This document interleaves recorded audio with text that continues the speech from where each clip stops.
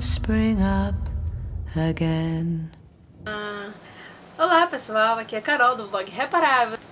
Hoje nós vamos falar um pouquinho sobre o incrível A Volta do Parafuso, do Henry James. O Henry James foi um autor que ele era americano, ele nasceu em 1843 e morreu em 1916. Ele se naturalizou britânico, então ele morava em Londres, nasceu nos Estados Unidos, mas morava em Londres na época de sua morte. E A Volta do Parafuso foi escrita em 1898.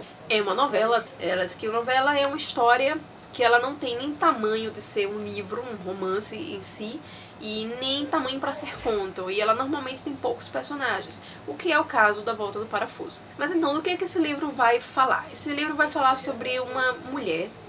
Ele começa contando a história de um grupo de amigos ali que estão reunidos numa casa e eles estão conversando e surgem histórias, né, de terror e tal.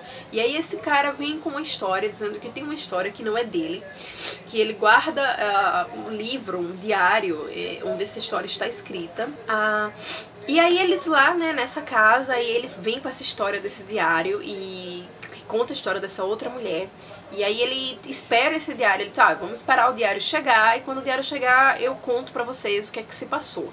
Essa mulher tinha sido uma governanta na casa onde ele morava, mas já tinha morrido há alguns anos. E aí a história começa de fato. Ele vai contar a história da senhorita Giddens, eu acho que não chamo senhora porque ela não era casada e tal, que é filha de um religioso, uma pessoa que trabalhava com religião na época, e ela recebe proposta de emprego para trabalhar como governanta numa casa do interior de um cara com grana. E qual é a proposta? A proposta do cara, olha, você vai lá pra casa, cuida dos meus dois sobrinhos, na casa só moram meus dois sobrinhos e os empregados, e você fica totalmente responsável por eles. Eu não quero saber de nada o que acontece, então qualquer problema quem vai resolver é você, tá nas suas mãos, eu não quero ser incomodado.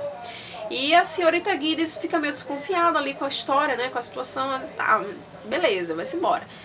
Aceita o emprego e vai pra essa casinha no interior. Essa casinha não, porque a casa é uma big casa, um casarão que eles têm, que a família deles tem lá no interior.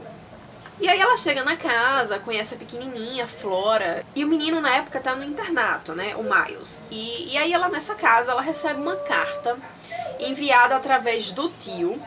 O tio mandou uma carta lacrada que veio da escola do menino, dizendo que o menino tinha sido expulso por conduta indevida. E aí ela vai buscar o menino, recebe o menino lá na casa, ele é um pouco mais velho, eu acho que o menino tem uns 10 anos, e a menininha deve ter 6, eu acho, por aí mais ou menos. E eles estão lá, né, morando nessa casa, ela como preceptora, adora as crianças são adoráveis, ela não sabe como é que o menino foi expulso, não toca no assunto, ele também não toca no assunto, ela fica esperando ele tocar no assunto, mas ele não toca.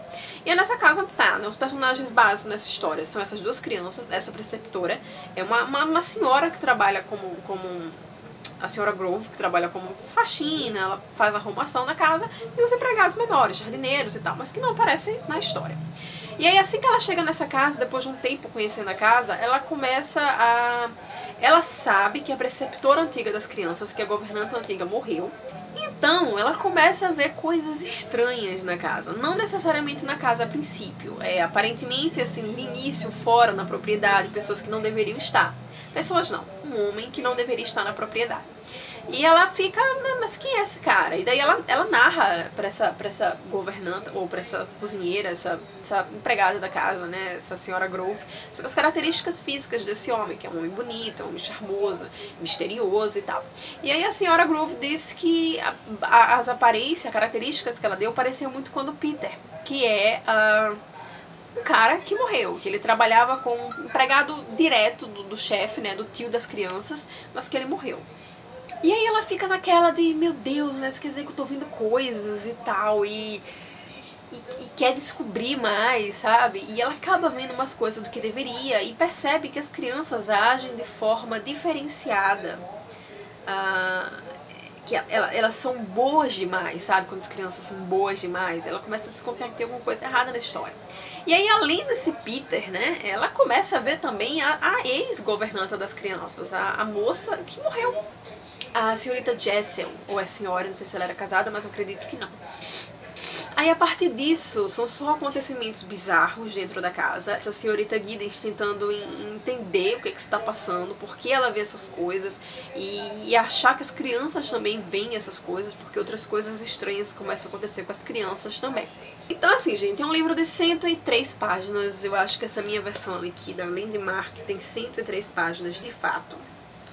Let me see, 103 páginas.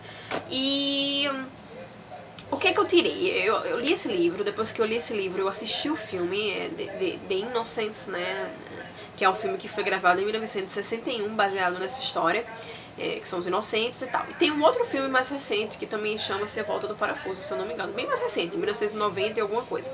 Mas eu não cheguei a assistir esse porque eu não achei, eu só achei essa primeira versão, né, esse antigão. Aí eu li o livro e assisti o filme, e eu achei assim, esse livro do Henry James, essa novela do Henry James, ela é famosa porque ela abre pressuposto para várias interpretações. Mas assim, tem versões que diz que as crianças estavam com os espíritos das pessoas que morreram, tanto do cara como da mulher, dentro deles. Tem pessoas que dizem que as crianças estavam sendo influenciadas, tem pessoas que dizem que a senhorita Giddens estava ficando louca. E aí vem com aquela história de Freud, de dizer que, na verdade, a loucura da personagem, da governanta lá, vem por causa de uma, como é que eu posso chamar, de uma pressão sexual que ela não tem, ela não teve um namorado, ela, sabe, ela visualiza homens perfeitos e tal, e ela não tem, então é uma repressão sexual que acaba gerando uma loucura e a mulher começa a ver espírito. Então assim, eu também não concordo muito com essa versão, mas assim, livro, ele abre interpretações mil, e assim, quem é a gente pra estar criticando a interpretação do outro? A minha interpretação dessa história foi bem básica, assim, sabe? Eu, sinceramente, eu acredito que ela via de fato, né? Não foi uma loucura da cabeça dela. E que as crianças não estavam com os espíritos dentro delas, tá? Mas elas estavam sendo influenciadas ali, sabe?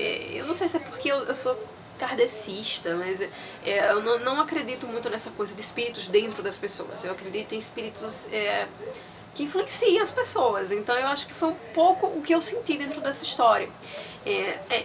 Tem momentos, claro, que você fica achando, poxa, mas isso é viagem da cabeça dessa mulher, porque só essa mulher tá vendo. Mas tem momentos no livro que você sente que não é só ela, que as crianças estão ali brincando, entendeu? Que as crianças, elas têm uma como é que eu posso chamar? Uma malícia que não é normal de crianças. Muito mais o Miles do que a Flora, mas eles têm uma malícia que chega a ser adulta. Eu acho que por isso que as pessoas dizem que na verdade os espíritos estavam dentro das crianças, usando as crianças. Eu não consegui enxergar isso, apesar da malícia, tá? Eu ainda acho que é uma coisa muito ali de influência.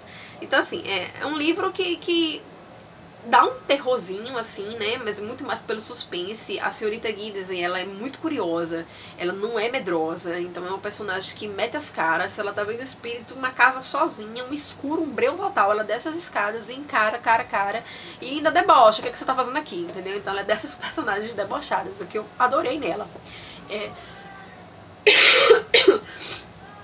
Por causa dessa curiosidade da senhorita Giddens, meio que ela se joga em situações desnecessárias que ela poderia ter evitado sem precisar estar se jogando na situação para tentar descobrir as coisas. Mas ela fica neurótica porque ela quer cuidar dessas crianças e não consegue. Então é nesse momento que eu consegui enxergar um pouco da loucura que as pessoas dizem dela. Ela é muito fissurada, ela quer porque quer descobrir isso a qualquer custo, ela acha que as crianças estão tramando contra ela, então tem um pouco de loucura. Então o que é que eu acho? Eu acho que talvez seja uma mistura de todas essas coisas, sabe? A loucura da senhorita Giddens no momento que ela começa a achar que estão fazendo complô contra mim e começa a ficar psicótica por causa disso, sabe? Com a influência que esses espíritos possam estar exercendo nas crianças, né? E até de usá-las de um modo que fique parecendo que elas estão recebendo o espírito dentro delas, sabe? E assim, é um livro que realmente abre várias portas e no final você termina sem saber exatamente o que aconteceu. Tem coisas nessa história que ficam inexplicadas. E eu acho que já foi um propósito do autor, sabe?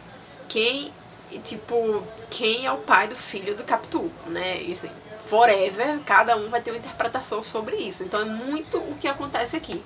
Cada um vai ter uma interpretação sobre o que estava acontecendo nessa casa, sobre o passado, sobre, por exemplo, o que o Miles fez na escola, porque a gente termina o livro sem saber o que foi que o Miles aprontou.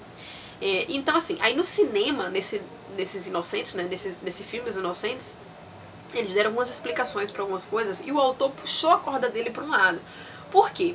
Porque antes dos fantasmas aparecerem pra senhora Giddens no filme, ele coloca que ela viu uma foto do Peter Quinn, né? Que é o cara que ela começa a ver. E aí você começa a pensar que talvez ele esteja falando que a personagem começou a enlouquecer. Porque ela, na mente dela ela sabia quem era o cara. Mas no livro isso não acontece. No livro ela não sabia como era o cara, simplesmente viu o cara e as pessoas disseram, poxa, mas é o cara que morreu. Então assim, eu acho que o cinema puxou um pouquinho a banda para um lado para poder tentar encaixar ali a história. O Peter, que é esse cara que estava morto, ele é muito maldoso, ele fazia muitas maldades. No livro tá bem explicado isso de uma forma mais lírica, né? Mas no filme ele tá bem explosivo, assim, que o cara não era flor que se cheirasse. E dos problemas da senhorita Jessel também. Então assim, o filme ele puxa muita corda para um lado, né? O que é normal, né? Talvez. É um filme preto e branco, então gera toda aquela coisa do sombrio e tal. E a atriz que tá fazendo, ela consegue passar um pouco da loucura da Miss Giddens, apesar de que não é tanto a loucura que eu enxerguei no livro. Então ela é muito mais plena lá do que aqui. Acho que sim, vai ser eternamente um livro que abre espaço, tá? Para o que as pessoas acham. O que eu achei dele foi isso. Eu achei um livro genial justamente porque ele é um livro ótimo para se debater, para as pessoas sentarem e conversarem, mas o que você pensa nisso, tá? O final dele me destruiu, assim, porque putz, grilo, velho, eu não creio. E me destruiu mais ainda porque eu fiquei sem entender, mesmo em qualquer um desses padrões que as pessoas criaram pra essa história, se a mulher tava louca, se as crianças estavam endemoniadas, se os espíritos estavam ali perto, só ali e as crianças não estavam vendo. Mas em qualquer um desses padrões não explica o final, entendeu? Então assim, você não explica o que aconteceu ali, naquela situaçãozinha ali específico do final. O que eu recomendo pra vocês? Se vocês tiverem essa versão aqui da Landmark, não leiam o prefácio. Por quê? Porque no prefácio, escrito por esse Chico Lopes, eu acho, por esse Chico Lopes, né, na verdade na apresentação do livro, né, ele conta o final. Então, isso aqui deveria ser um pós-fácil, na verdade, não uma apresentação do livro. Então, claro que ele lhe ajuda ali a entender a história, mas ele dá o final pra você de mão beijada. Então você já lê sabendo o que vai acontecer. Você não sabe como, você sabe o que vai acontecer. Então não leiam esse prefácio, essa apresentação.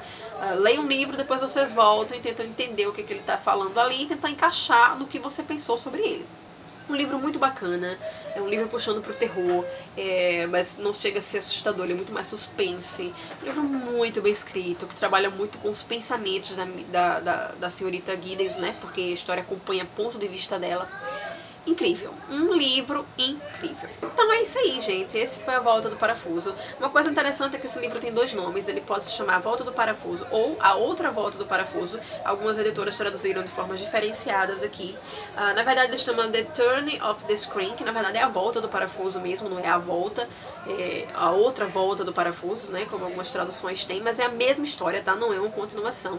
E assim, ele leva esse nome, de acordo com alguns críticos, porque ele diz que é uma pressão que você está exercendo a mais, sabe, na situação. Então, a outra volta do parafuso, a volta do parafuso, você está ali pressionando o parafuso. E essa pressão do parafuso, ela gera uma agonia, uma frenesia ali no personagem. Então, eu acho que tem muito a ver com o pensamento, né, com a cabeça da Miss Giddens, né, da senhorita Giddens. Então, eu achei muito bacana a escolha do nome, do título desse livro, tem muito a ver com ele. Quero ler outras coisas do Henry James. Se vocês leram mais algo dele, quiserem me indicar, super indiquem, botem no box de informação, porque eu lerei com certeza. Então é isso aí, beijos e até a próxima.